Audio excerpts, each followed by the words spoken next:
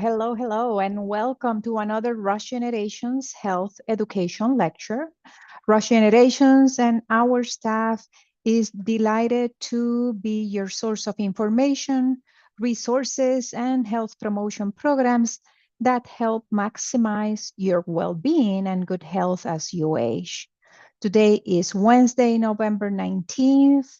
I am Grisel Rodriguez Morales, Rush Generations Program Director, and I'll be your moderator for today's lecture, Caregiving 101. Before I present to you the wonderful speakers joining us today, I'd like to first thank our producer, Hannah Weitzman. Hannah is going to also help with managing the chat and other key aspects throughout this lecture so that we can all have a great conversation in celebration of National Caregivers Month. We'll talk about caregiving and ways to take care of yourself while caring for loved ones. As always, we're live streaming this lecture via our YouTube channel using the video platform Zoom, which allow us to host a good number of people who join us via phone. Thank you for joining us, by the way. For those of you on YouTube, first of all, please remember to subscribe and like this and any other past lectures so that this content make it to more people interested in health and longevity. But throughout the lecture, we ask that you please use the chat function to ask questions and or to add to the discussion throughout the lecture. We will make sure that your comments and questions make it to today's presenters. And for those of you listening to the discussion via phone, you will also have an opportunity at the end of the presentations to unmute your audio so that you can ask your questions. We like always to remind you that all the information offered here is for general informational purposes only, and to always seek additional professional advice for situations specific to you and your needs. So without further ado, I am delighted to present to you two dear colleagues from our Department of Social Work and Community Health, which is the department that brings these Rush Generations programs to you. The first one is Nisi Pinkney, who is a licensed social worker and certified dementia practitioner. Nisi graduated with her master's degree in social work and is now working in the Department of Social Work and Community Health, like I said, for the Caring for Caregivers at Rush program, which is funded through the John A. Hartford Foundation. Nisi assists caregivers with emotional support, enabling many caregivers to manage their caregiver role. She also has assisted and has continued to assist with the scale and spread of this caregiver model. Nisi has the role of caregivers, being a caregiver for both parents who live out of state. I can relate to that, being a long-distance caregiver. Then we'll also have Sonia Serrano, also a licensed clinical social worker and certified dementia practitioner, with years of experience working with the older adult population and their families. She comes with a background of working in the nonprofit sector and medical experience from nursing rehabilitation facilities and primary care providers. She is also a clinician for caring for caregivers at Rush and co-facilitator for the monthly family and friends of people with memory loss. Excuse me. Let me say that again. The monthly family and friends of people with memory loss. It's a mouthful, but it's a great support group in Spanish. We offer it in English and Spanish. Sonia is a certified senior health insurance program counselor as well. Always looking forward to collaborating with the community, staying informed and continuing to educate and inform patients and caregivers. So without further ado, I think, Nisi, you're gonna be the first one to join us today. Is that correct? Yes. Let's see. Awesome. Great. Thank you for being here. Thank you to both of you. So Hannah is going to help us with the slideshow. Thank you, Hannah. All right. Thank you, Griselle, and thank you, Hannah. Thank you both for having us. And today is Happy National Caregivers Month. So happy National Caregivers Month to you all who are caregivers.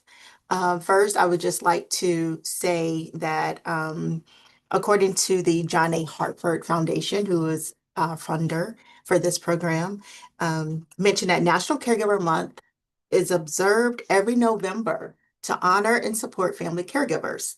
This month aims to raise awareness about the challenges faced by caregivers who provide crucial support to loved ones, especially during the pandemic, but emphasizing the importance of connection and support among caregivers. The National Family Caregivers Month campaign is led by the Caregiver Action Network and it involves various initiatives to increase the support for more than 53 million caregivers in the US. And that was noted in the year 2023. So let's go on to what is caregiving? So, from the John A. Hopkins Medicine, they mentioned that a caregiver is defined as a person who tends to the needs or concerns of a person with short or long-term limitations due to an illness, injury, or a disability. And then also from an incredible source from the Family Caregiver Alliance, they actually define caregiver as informal and a formal. So with the informal caregiver, this includes any relative, a partner, a friend, or a neighbor who has a significant personal relationship and provides a broad range of assistance for an older person or an adult with a chronic or disabling condition. Now, these individuals may be primary or secondary caregivers and live with them or separate from them, but are the person receiving care. Former caregiver is defined as a provider associated with a formal service system, whether there's a paid caregiver or a volunteer. So if as we're looking here for all who is able to see our on actually able to see the slides. Caregiving in the US, this is based in 2020. And then back then, there was 43.5 million caregivers. This was in 2015. And then it rose up in 2020 at a 53 million. So at that time, 53 million in 2020. Now I'm going to repeat that 50 million family caregivers. So nearly 1 in 5 out of the 19% are providing unpaid care to an adult with health or functional needs. Now, more Americans are caring for more than one person. So 18%, which is dated 2015, which also increased in 2020 to the 24%. And then you have family caregivers who have difficulty coordinating care. So again, the year 2015 was at 19%, and it increased to 26% in 2020. Next slide. So as of 2025, we actually received a new update, and the report revealed a crisis point for America's 63 million family caregivers in 2025. 1 in 4 Americans provide the ongoing care, the complex care that no one tells them about. Report finds speaking of the caregivers, they endure poor health, financial strain, and isolation. So from the year 2015 until now, 2025, the caregiver increased between that time 20 million caregivers. So it was like a 20 million jump into where we are now, making it 63 million family caregivers in the US. Next slide. So now we're going to go over some stats here. So There's 45% increase in the family caregiving population since that year 2015, which I recently mentioned. And nearly 1/3 of that, they're sandwich caregivers. And some of those sandwich caregivers are balancing themselves, their children, and also their loved ones or the person that they are taking care of. We are now seeing younger caregivers, such as women, they're carrying the greatest caregiver burden. 1 in 3 family caregivers are under the age of 50, and 1 in 10 identify as LGBTQ plus.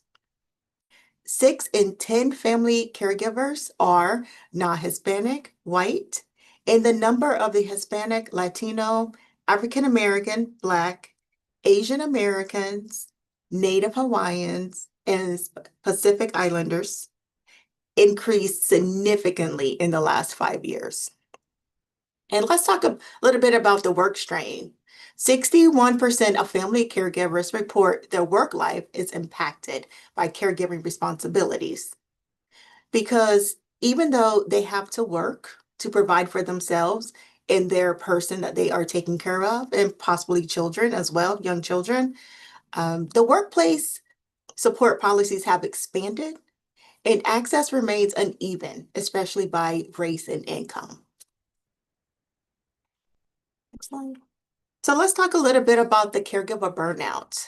As we know, as caregivers, we know how easy it is to get burned out of being a caregiver, because burnout can affect our emotional and physical strength, our mental strength as well.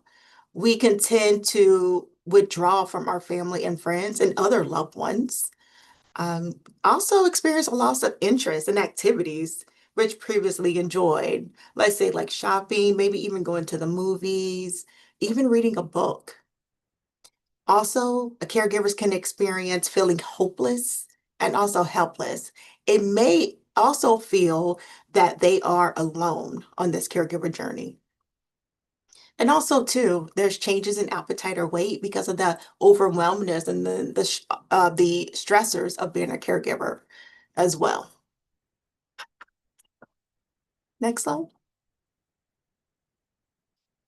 And let's speak about some of those caregiver tasks that can cause, the caregiver burnout, which can cause the caregiver stress and the overwhelmness of how a caregiver may feel.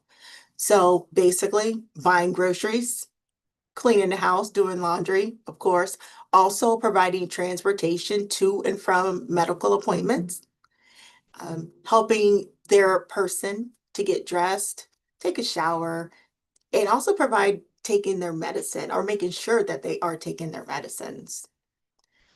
Also doing transfers from like the bed to the chair, vice versa, and performing medical interventions. Some caregivers, or many caregivers, have to provide injections, especially if their person that they are taking care of is a diabetic. Um, Also feeding tubes and wound treatment, and also breathing treatments. And sometimes, oh, I'm going to say most of the time, caregivers are not even trained on this sort of thing, which is the sad part about it. Arrange medical appointments, like I mentioned, having that transportation, driving to the doctor, sitting in the appointments, asking questions to of the clinician, monitoring their medications, and this can involve making sure the prescriptions are on time, making sure the doctor is sending the prescriptions to the appropriate pharmacy. Of course, talking to the doctors and the nurses and help them understand what needs to be done. Also, handling finances and other legal matters. And usually, like I mentioned earlier, many caregivers are unpaid caregivers. And also, I do want to touch base on this handling crisis and arranging for assistance because many caregivers who are taking care of their person cannot be left alone due to their ailment. Next slide. And I will pass this on to Sonia.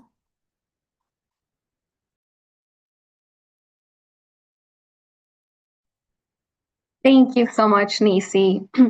Before I jump into steps to caring for yourself, I do want to mention that caregiver burnout is not often addressed by the caregiver because of the responsibilities. They tend to focus most of their attention on the person they're caring for. So sometimes you can ask the caregiver, "Oh, how are you doing? How's everything going for you?" And they'll say, "Oh, I'm fine. There's no worries. I'm managing." Yet they're having maybe headaches every day, or they're not eating, or they're skipping meals. So I want to mention that that can be, that's caregiver burnout, and it's not easily identified also. So with that, steps to caring for yourself. It's very important to take care of yourself before even caring for anyone. I mean, we want you to be healthy, um, to um, to have a sense of peace, and also learn what helps you navigate everyday's life's challenges. And caregiving can come at any time. It's not something that you sign up for and say, "Oh, I'm going to do this at this age. How fun." It's a new job for me. Most oftentimes, it comes during a time of crisis, or someone in your family becomes ill and their health just continues declining from there. So, some steps. I know we have a long list of steps here, and I do want to mention caring for yourself. It's a challenge on its own. So, it starts with doing one thing, maybe even once a week. But we have to start with having a right to all of your emotions. With caregiving come many different emotions, from sadness, from anger, from excitement, sometimes anxiety, or feeling a little nervous. So, kind of accepting that they're going to come, and then how you navigate around those. Depression is one of the common emotions for longer term caregivers. And as I mentioned before, this could be part of focusing um, a big chunk of your time on the care recipient, or the person you're caring for. And that becomes isolating. So you start kind of not calling your friends anymore, or not hanging out with siblings because they're not really as involved in the care. So you start becoming a little bit more to yourself, and your life becomes caregiving, which has happened in oftentimes most cases. Setting realistic expectations for yourself and for your loved one. So, really learning how to manage your time efficiently and not overwork yourself. Learning about the disease and what you can expect. Sometimes there's a diagnosis that's very complex, so it requires a lot of understanding of it. So, what does it mean? I work with cancer caregivers, and sometimes there's a diagnosis that's any diagnosis is very frightening. I'm not sure what to do. It's the uncertainty of it. So learning about the disease and what it entails. How can I learn about it to better care for the person I'm caring for? Learning the skills you need to care for the care receiver, and which ones you are able to perform, and which ones you're not, because you are one person and you're not going to be able to do it all. Learning to say no to things you cannot do. This one is also very challenging. I know many of these, they're stated here for you to see, and also to understand they're not simple. Learning to say no can be very difficult when you're the one who's very independent, and you're able to manage most things. But when it comes to caregiving, help is always needed. Learning to accept, and this goes hand in hand, learning to accept help from others, which is also a really challenging one for most people, most caregivers. Next slide, please. Building resilience. So like I mentioned, caregiving most oftentimes comes in times of crisis.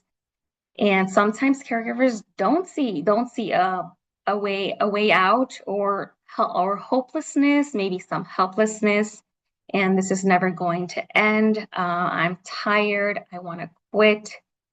And reminding yourself of challenging times you've experienced before. How did you deal with that? You've been here before, maybe even more difficult challenges before. How did you navigate around that? And reminding yourself that you are here, you made it, and figuring out what helped you is very important. Identifying your button pushers and stressors, so knowing what gives you some, like, maybe anxiety or what upsets you. So really getting to know yourself. Identifying your coping skills. So this one goes again with learning what helps you. It could be, I need to take a break outside. I need to go outside and to breathe fresh air, or I'm going to have my coffee outside every morning to be a little bit with nature, or journaling. I'm not so good with talking to, expressing my thoughts out loud, so I'm going to write them down. And then as listed here for the people on the phone, we have eat right, exercise, and sleep, really 3 important ones. Eating right is remembering even to snack. Sometimes big meals are not as convenient with the time, but making your snacks so you can have them along the way on the transportation to the medical appointments for you and for the care recipient. Exercising. This one's one that I often hear from caregivers who are struggling with, I want to work out, I want to be more active, but they give themselves a really big goal that sometimes is not attainable. So it's learning that it could be 5 minutes of walking around the house. That's movement, as long as you are moving your body. And sleep. I know this one's sleeping is not often the 7-8 hours everyone would love to have. But sometimes even having a sibling or a neighbor come in for the night when you know that the person you're caring for is up during the night. So to give you a little bit of extra time, even if it's once a week again, to get that good night's rest, because sometimes that's just not, it does not happen for caregivers. And again, just a reminder here to take care of yourself. Taking care of yourself is as important as taking care of the person you're caregiving for. Next slide, please. So this slide here, I wanted to add on because it's very important to become informed, to be informed with resources. Listed here, I have some of the resources I use often with caregivers, especially the ones who are caring for their older parents or older adults, is the Illinois Department of Aging.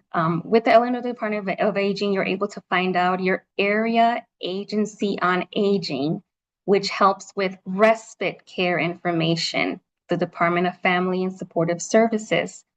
They also have the community caregiving resources, which they are through the community care program, which offers information and resources on transportation, meals, home delivered meals, adult day programs, even home repairs. And to remember to understand and use your veteran benefits. So contact the veteran social worker, and they're the most helpful to give you those resources for the veterans. And here I have listed the Elder Care Locator, which you can call on the phone. The number here I have is 1-800-677-1116. And by calling, you can ask them, they're able to give you information on information and assistance, legal services, your area agency on aging. So if you're not sure which one that is, they're able to give that to you with your zip code. Elder abuse prevention information, and also the health insurance counseling. So this one here in Illinois is called the Senior Health Insurance Program, which helps with any Medicare questions. And I know with Medicare is a little bit skeptical because there could be, there's a lot of information coming in. But the senior health insurance programs, they're there to give you information, not to ask for any not to tell you what to do, what plans to pick. It's purely information and it's counseling. So it gives you a lot of resources for Medicare. Next slide, please. All right, moving into some holiday stress tips. Next slide, please.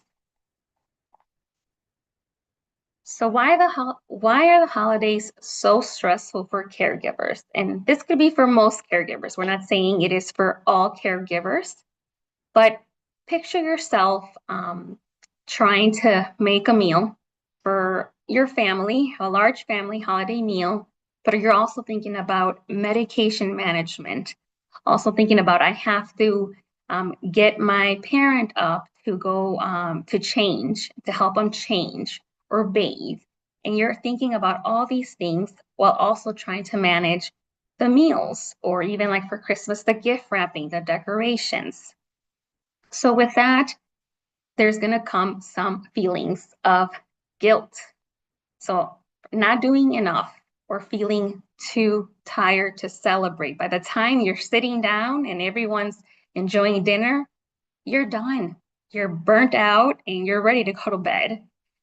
Loneliness. So even in a room full of people that you know, which could be your family, could be your friends, you don't feel like they understand your responsibilities, because in many cases, you're the primary caregiver and you may have siblings, but we see many cases where you still are the primary caregiver for your parent or for the spouse, and siblings will just not understand the responsibilities that you have. And grieving for the way things used to be, grieving for a different holiday tradition, because with caregiving come many changes. The person you're caregiving for may not live with you. They may live in a nursing facility now because they require the 24/7 care. So learning to grieve in different ways and for different reasons. So it's important to note all these emotions that are going to come up and also give yourself permission to feel them. I know I've heard many times caregivers say, I should feel bad. I shouldn't be mad, but that's a feeling and that's where you're at now. And it's okay to let it out and voice it out instead of keeping it with you and holding it on. So just a reminder, during the holidays, this may happen. So we will have some tips for you. Next slide, please. So for the listeners on the phone, there's a picture here. We chose this picture because we've all been here. I know I've been here. There's a picture of a woman and she's holding on to Christmas lights. And the house looks a little bit messy, things on the floor, and it says, there's a caption saying, I'm fine. Christmas is fine. Everything is fine. And of course, we know this is not true. And her face just shows that she's maybe ready to scream, maybe ready to cry. We're not really sure, but it could be all of the above. So with that being said, we have some caregiver tips for the holiday season, and honestly, quite frankly, for any time of the year. So keeping self-care at the top of the list. We can't emphasize this one enough. You are important. You need to come first, because without you, I mean, there would be no caregiving. You need to be at the top of the list. Your health is just as important as the person you are caring for. Connecting with other caregivers. So this goes back to feeling lonely. So to feeling that feeling of loneliness, connecting with other people who are caregiving. And again, caregiving, it's not going to be the same. So try not to compare. I know we have caregivers who say it was different. It's different for that, for my friend. Yes, every caregiver experience is different, and every person that is being cared for has different and unique needs. and focusing on what is most meaningful. So for example, like the holidays, maybe a big meal is too much, is too much work. So having a smaller one or having it earlier as opposed to the later celebrations that you're used to. And also just maybe sitting down and watching a Christmas movie instead of having to decorate the whole entire home, which you are used to doing. That's the meaningful part of it. Spending it with your family, with the person you're caregiving for, or creating an activity. Simplifying your holiday activities again with the decorations. Making them very smaller decorations, maybe not as big, that take more time and energy. Seeking help.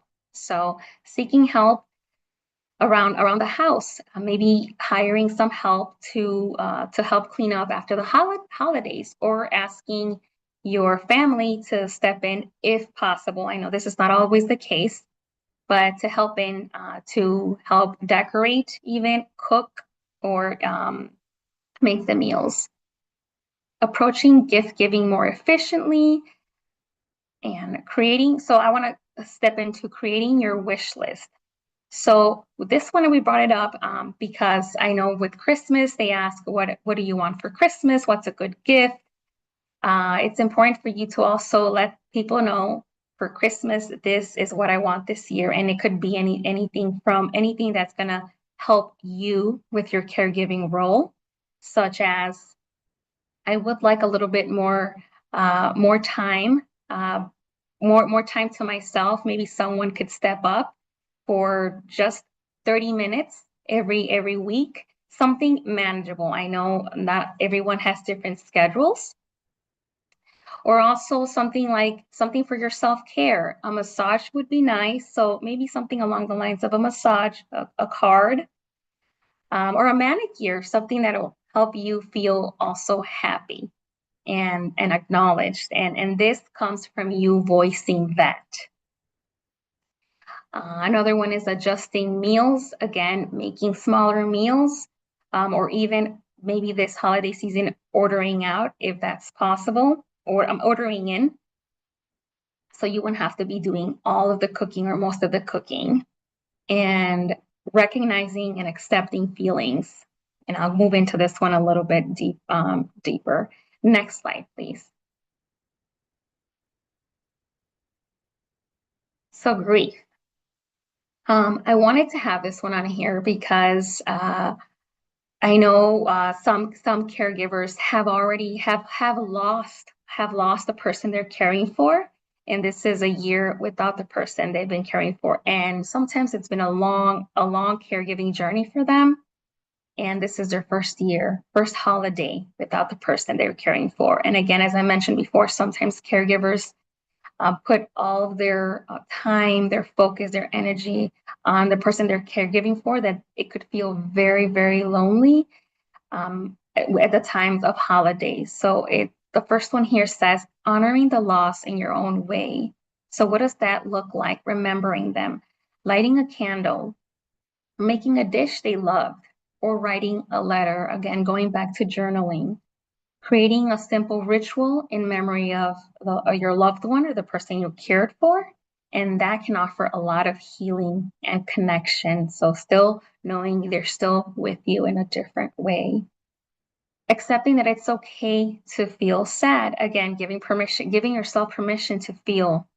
Grief is a sign of love and connection. So if you feel low, tearful, or a little bit off balance, it's not a failure. There's nothing wrong. It's human response to feel that way. Be selective about what you take on. You're not obligated to attend every event or uphold every tradition, but giving yourself permission to say no, which comes back again to saying no, or modifying plans. For example, I'll be over, but only for an hour. And that's it. And you showed up, which can be a lot. An hour could be a lot for some people, for some caregivers. Leaning on support. So letting others know what you're feeling, whether it's a close friend, a support group, which will give you some resources on that, or even a therapist. Talking about your grief can lessen the weight. So it's kind of like unloading a lot that you're carrying already on your shoulders. Trying something new. So if your grief is tied closely to certain traditions, consider changing your plans this year. A new environment or routine may offer relief or perspective. And it's definitely okay to change it up, especially when you're caregiving. You can change the traditions because it's not going to look the same. You're now caregiving for someone, and they're going to be a part of your life, and you a part of theirs. So what's something that you both want to do together, and maybe keep that annually, make it a tradition. And then also watch for signs when you need more help. If your grief is interfering with your ability to function day to day, or you're feeling hopeless, to reach out to a mental health professional. Complicated grief is real and treatable. And some of these signs can look like, I don't want to get out of bed. It's really difficult. I just want to stay in the bed. I want to sleep. I want to sleep. I sleep for a lot of time of the day, and that's interfering with your day to day. So let's seek out for some help. Next slide, please.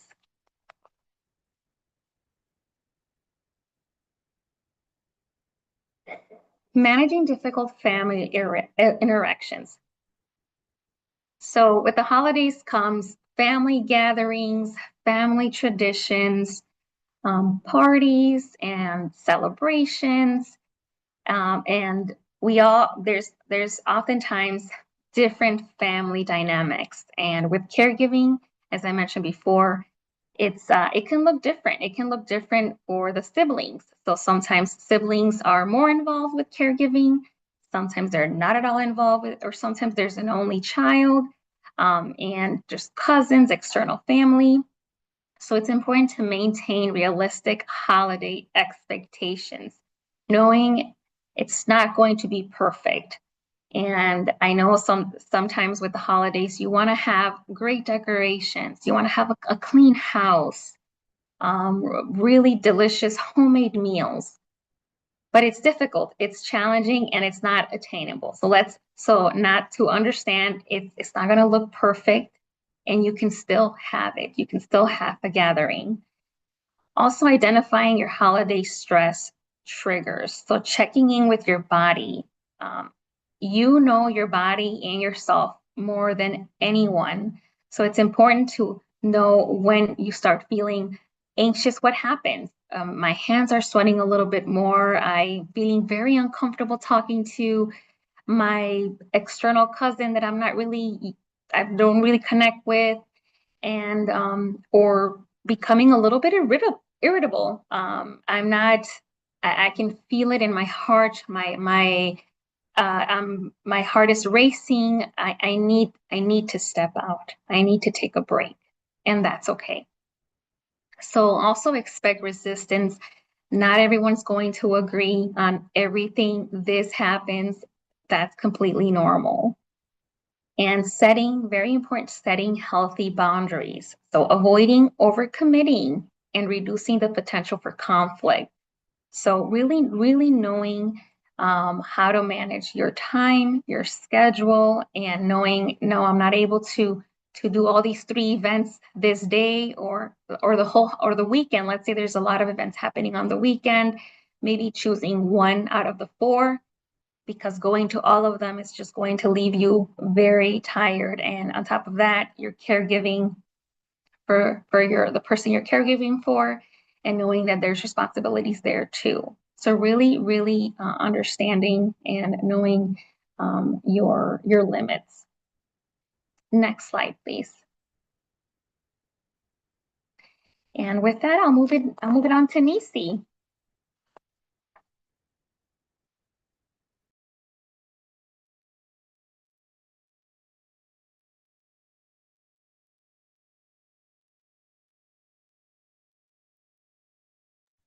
Thank you so much, Sonia. So now we're moving on to gratitude. So we're going to learn how to practice gratitude when it comes to challenging times, especially around the holidays. So practicing gratitude, or when a caregiver or any person practices gratitude, they can be more, when people have higher levels of gratitude, they tend to be more socially connected. And what this can look like, socially connected, they can be in tune with a support group, talking with family members, talking with friends, and actually being able to handle stress better. It also shows, which is based on a report, also shows that having lower levels of depression, having gratitude, you can promote efficient sleep. And also it includes having improved like blood levels, like having higher levels of the good cholesterol, also maintaining a healthy blood pressure, or even sugar levels as well. And all of these positives can help counteract the dangerous effects of loneliness and social isolation, because this can affect anyone, especially a caregiver, and adults, which can range from 50 to 80 years of age. Next slide. So how do we practice this gratitude? So over time, you build a routine. I know sometimes routines are hard to build and to maintain. But however, what you can do is kind of like, of course, brushing your teeth morning, every night. So basically including this within your daily routine, even if it's like 5 minutes, we always stress to start small, because we want to make sure that you are attaining your goals. So first of all, keeping a journal. Even if you write for a minute or two, it can be a sentence, it could be a paragraph. At least, you're able to keep a journal and write down your thoughts and your feelings. How about walks? Letters or phone calls? And these phone calls can be to family members or friends, or even someone that you haven't talked to in a very long time because of your caregiver journey. Also, reflection. Always reflect, which is huge, on the good things, on the good things that promote you to having, the gratitude. Also, appreciate those small moments, and these can also include tiny wins, right? And taking care of yourself. Now, everything that I just mentioned, it's easier said than done, right? But if you always start small, you can include this into maybe a once a week routine. And then you can also increase it to maybe twice a week, maybe every other day, as long as you have a moment to yourself is key. Next slide. So let's talk about our program, Caring for Caregivers, and the caregiver support. So our program, Caring for Caregivers, so what we do within our program, we aim to support family caregivers who are providing care for adults over the age of 60. And basically what we do, we focus on what matters to the caregiver. Because sometimes, well, a lot of times, I should say, is that many caregivers are not asked what matters to you.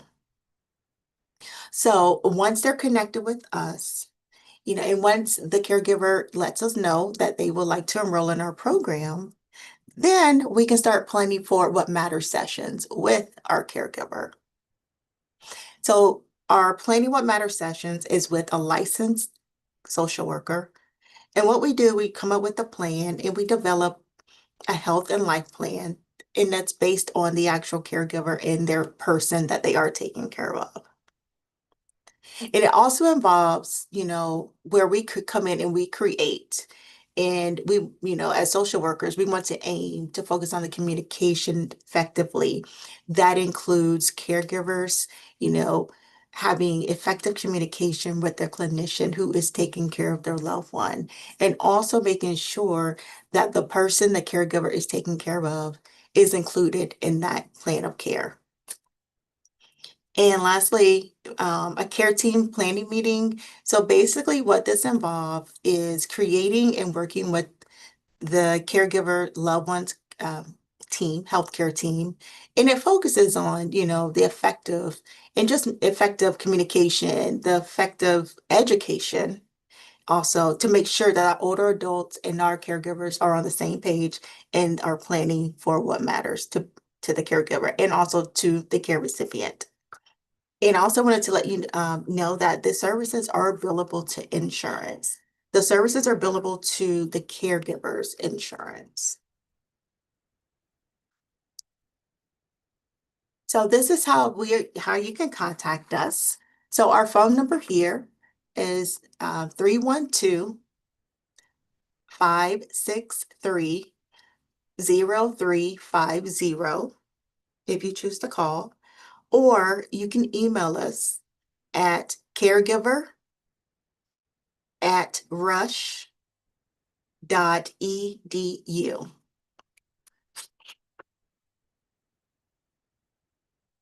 Next, we're going to focus on some support groups. So we actually have two family and friend support memory loss support groups. The first one, well, first of all, they're all free of charge. And so basically we have one in English and we also have one in Spanish. So also for more information, you can also call us at the 312-563-0650 for additional information.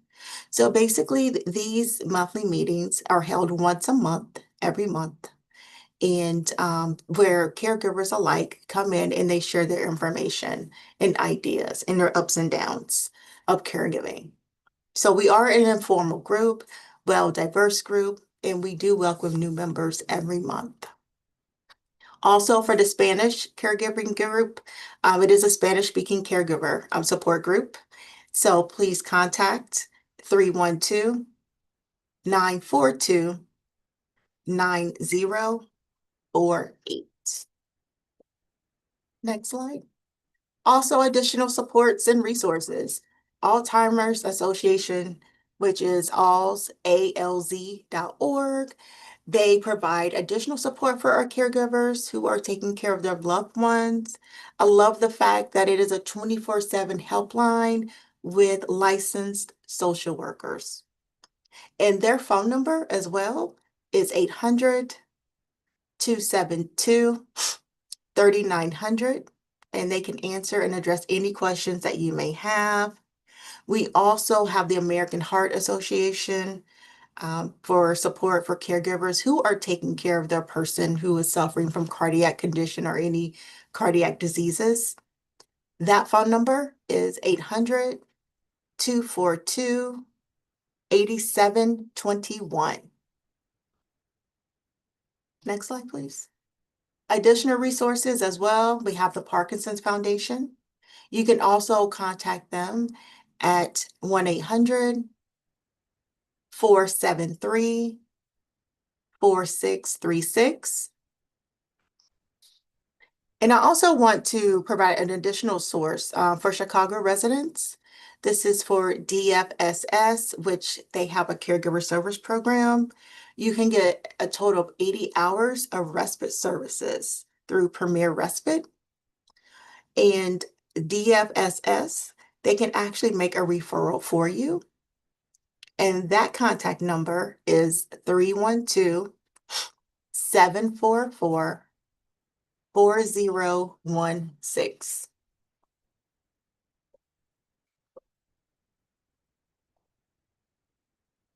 And the last one is the Illinois Respite Coalition. They actually offer vouchers for respite services, which are non-tax deductible, and they are based on your income. And this actually includes someone caring for someone with cancer, dementia, depression, and even temporary injuries. So you can also contact them. There is a contact person. Her name's Tina, and her number is 224-456-0585. looks like.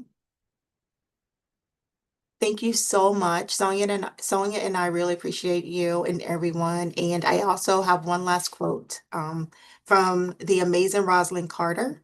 She mentioned there are only four kinds of people in the world: those who have been caregivers, those who are caregivers, those who will be caregivers, and those who will need caregivers. Thank you.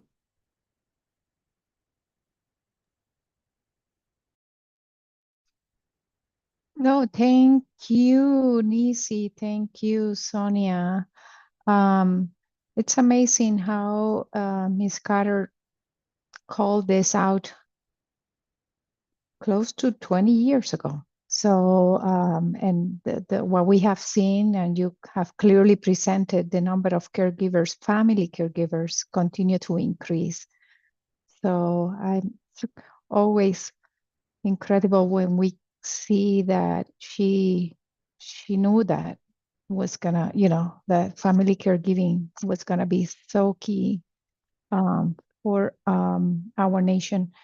Let's see. Well, thank you so much. I'm trying to go through some of the questions, but let me first of all thank you for, first of all, the thorough presentation, making sure we understood some of the definitions, some of the statistics of caregiving, family caregiving here in the United States, as well as some of the tips to stay healthy, both physically and emotionally.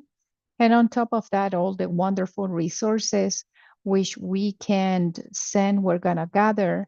And our Russian Generations members who normally receive our e-newsletters and email blasts, we can send the list of resources that you have given for individuals here in Illinois, which many times they are also similar services offered throughout the nation as well. And thank you for speaking more about the Caring for Caregivers program, as well as the family and friends of people with memory loss. So let's go to some of the questions that that we have. One of the things that you mentioned, Sonia, was in terms of the loneliness. And I think that it's very important for people to understand, as you put it in the slideshow, that even in a room full of people, you can feel very lonely.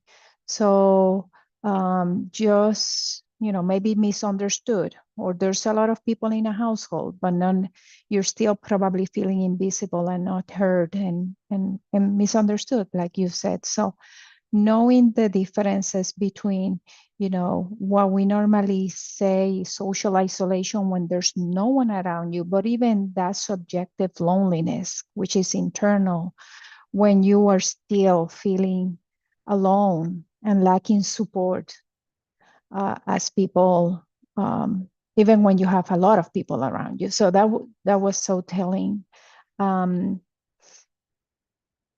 Is that something that you normally see when you're meeting people with either through the support group or those that seek out the services in C4C? Yes, Crystal, thank you for speaking on that.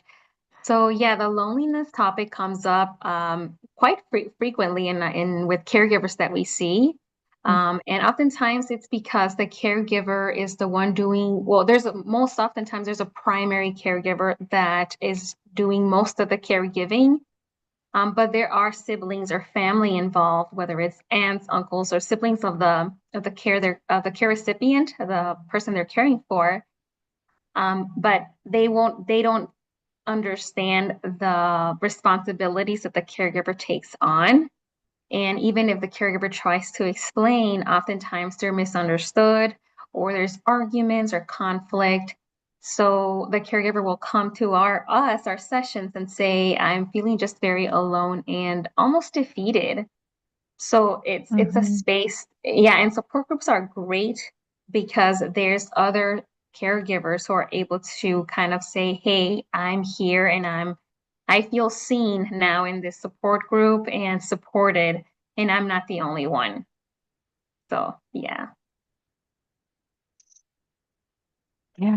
Yeah, that's so great that people need to find a way in which then they can be not only feel seen, but also in the process, then get the support that they need.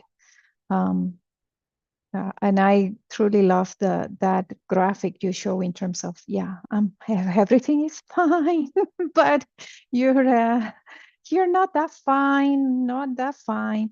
So those tips, in particular, making sure that you're scaling back, that you're making modifications, that you're making adjustments to what is it that, even expectations, you know, sometimes what we would like for our loved ones is not what it's possible, or what the loved one themselves wouldn't want for themselves. So if there's a lot of fight about that, maybe letting go is the best thing. But this also takes me to the communication piece.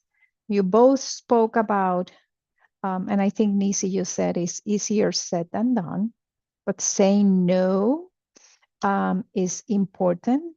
And many of us don't know how to say no.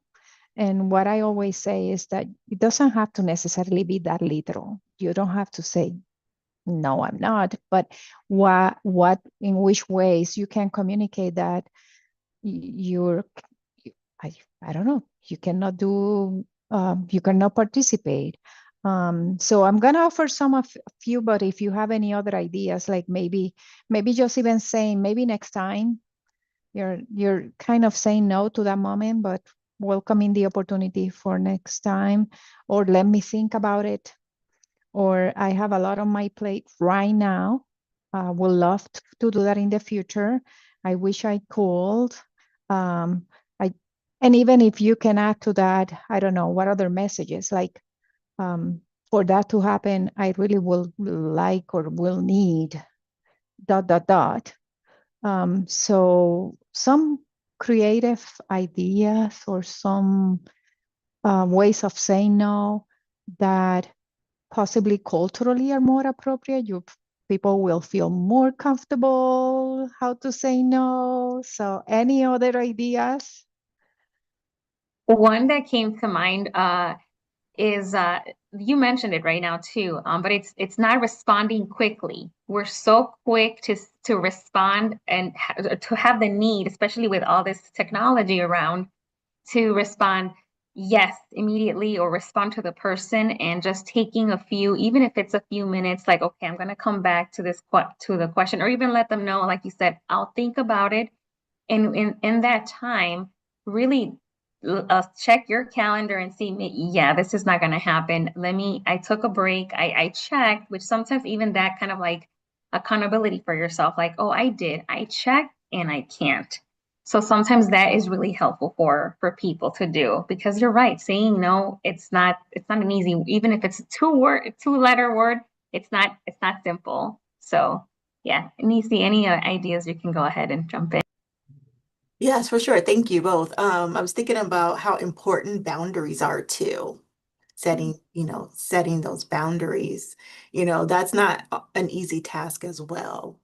But if you have those boundaries, starting small, like even though the no is a huge two-letter word, it can help you, it can help you, not to be as, abrupt about it, like in a hurry to say yes, but instead it can help you, and challenge you a little bit on what boundaries you can put out for yourself as a Yeah. caregiver. Yeah.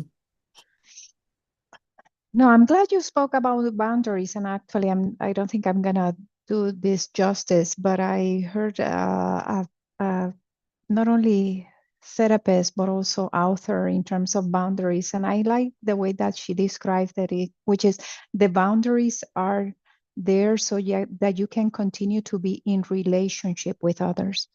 It's not too severe relationships, but actually, what is it that I need? What are the boundaries? What are the conditions that I need so that we can be in proximity to each other or in relationship with each other? So I know that some people, when they talk about boundaries, they start getting nervous, but it's just basically expressing what is it that is important to you.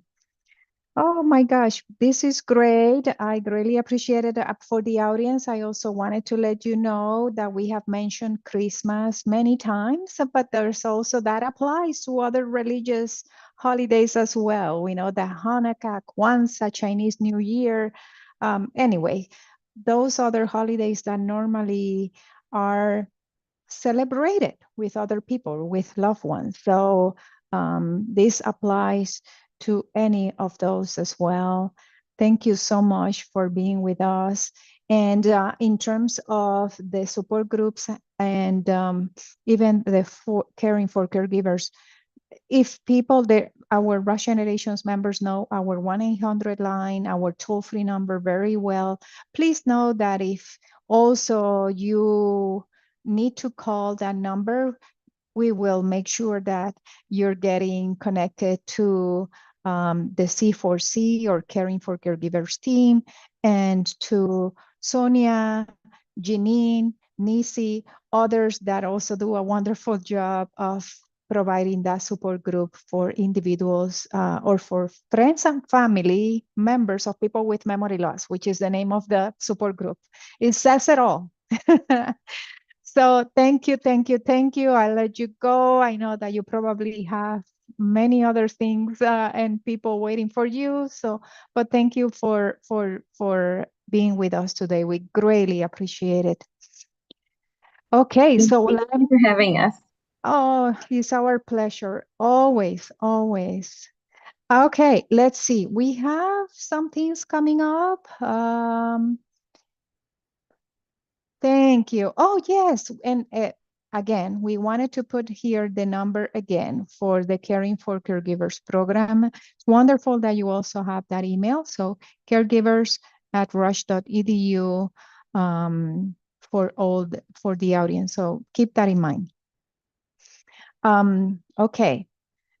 Something that we also wanted to mention, it's a wonderful village or a community-driven initiative that is happening here in Chicago, very close to our main campus, Rush University Medical Center, which is the Sankofa Village. As I said, it's a community-driven initiative led by residents of the area, faith-based leaders, faith-based institution, nonprofit organizations, including healthcare institutions such as Rush University Medical Center, and other partners in Chicago's West Garfield Park neighborhood. This village will create opportunities for West Garfield Park residents of all ages to have access to health, wellness, recreation services. And we're very excited that we're also going to be offering some of the Rush Generations programs there, as well as mental health services that are also offered through our Department of Social Work and Community Health, which, as I have referenced before, is the department that brings Rush Generations programs to Rush patients and members of the community. So we hope that you'll be in the lookout for more information about the Sankofa Village, and that you check it out if you have the opportunity to do that when it officially opens in early 2026. Always, we want to hear from you, or we want to learn from you. So Shulman Senior Voices aims to empower older adults to discuss what matters most to them as they age. It is important to share what matters most to you with your physicians, your providers, your loved ones. And Shulman Senior Voices offers you the opportunity to do that. So consider sharing your wisdom and why it is important for your healthcare team and your loved ones to know your goals and your wishes and what matters most to you. You can scan that QR code or use that bit.ly address online, and it can get you there. You can scan it so that you can record a video on a mobile device or a smartphone. And I will even suggest right now, due to the topic that we just discussed, let us know if you feel compelled to talk about your caregiving experience, what has been helpful to you. You can use Shaman Senior Voices for that. And then our next lecture, talking about holidays, holiday highs and lows. If one of our signature lectures that we offer every year. And Hannah has done a wonderful job of creating a solid and robust program for that day, which is Wednesday, December 3rd, starting at 1 p.m., like we normally do that. So we hope that you have this and next week is wonderful for you until we see you again. Always keep in mind that if you would like to know more about programs or if you're in need of any type of assistance, don't hesitate to give us a call. Our toll-free line is 1-800-757-0202, and we are here for you.